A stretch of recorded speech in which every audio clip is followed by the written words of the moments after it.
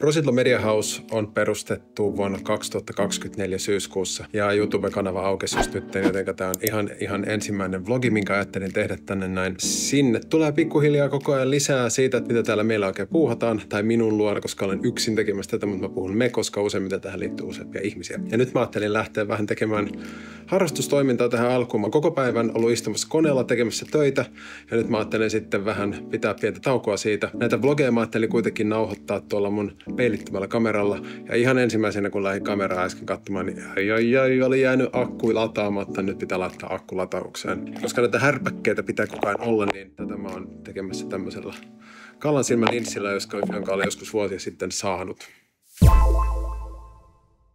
Kamera käyttöön. Irti. Kaikki on jossain vaiheessa nähnyt, että nyt on akkulaturiin. Ai, siinä piippaa valokaa. Se vie just seinässä. Valo lähti piippaamaan. Se mitä täällä on toinenkin akku, otetaan se mukaan. Pannaan akku kiinni. Otetaan ainoastaan aluksi, että onko siellä akkua. Meillä on ton verran akkua jäljellä. Katsotaan toinen akku. Siellä on enemmän akkua. Me voidaan ottaa tää käyttöön. Joku linsseistä valitaan. Mulla on ihan peruslinssejä täällä. 15-85. Kun sä käytät tän toistapäin vlogi-asentoon, niin 15 on sen verran leveä. Et mä näen itteni ja mun ei tarvitse stressata siitä, että jotain jää kuvaa ulkopuolelle. Otetaan se. Mirrorless R5-kamera käytössä. Tietenkin tähän tarvitaan tämä EF-mountti. Mikään tämmönen EF-sarja linssi ei mene kiinni. Tähän näin, sen takia siihen tarvitaan tämmönen ylimääräinen vipu. Tämä laitan tuohon kiinni. Jonka jälkeen kun mä laitan sen linssin tuohon, homma toimii. Siirrytään sitten tähän kameraan. Mä oon tehnyt tosiaan hommia tuossa koneen ääressä koko ajan. Ja nyt mä pidän pienen tauon. Rumpuja on soittanut useamman 10 vuotta ja meillä on hyvä käydä vähän soittelemassa ja miettimässä asioita, niin laitetaan kamat kasaan ja käydään vähän paukuttelee.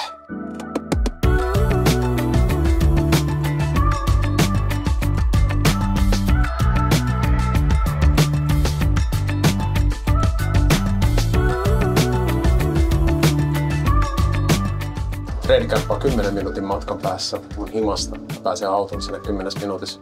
Välillä mä pyöräilen sinne, koska siinä saa ihan hyvä alkulämmön, kun menee soittelemaan.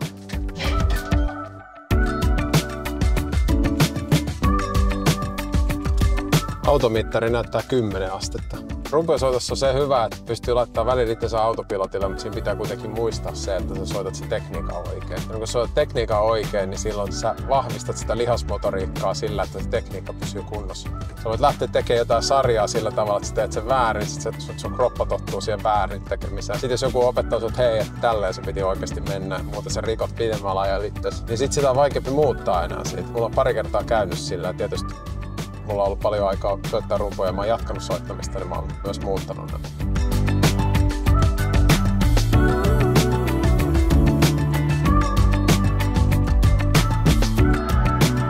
Täällä treenikämpällä kuulee aika paljon rumpaleita soittavan. Jengi käy soittaa tosi paljon yksin. Mä arvostan sitä tosi paljon. Mä tykkään käydä soittaa yksin. Toiset käy salilla, toiset soittaa rumpuja.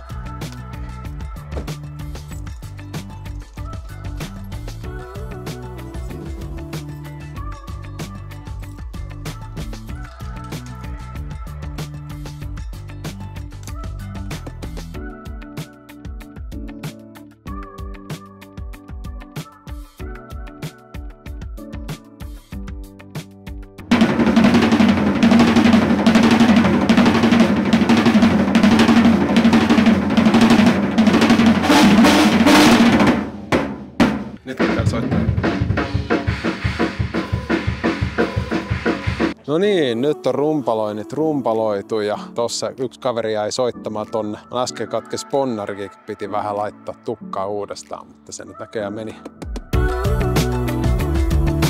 Kotipihaan päästiin. Mä treenaan aina semmosissa puolen tunnin sykleissä. Puoli tuntia eka jotain, sitten taas puoli tuntia jotain muuta ja puoli tuntia jotain muuta. Niin mä huomasin, että 1,5 tuntia. Tässä vielä tää vlogi tehdään loppuun, mutta muuten niin on ollut hyvä päivä. Ensimmäinen vlogi purkissa.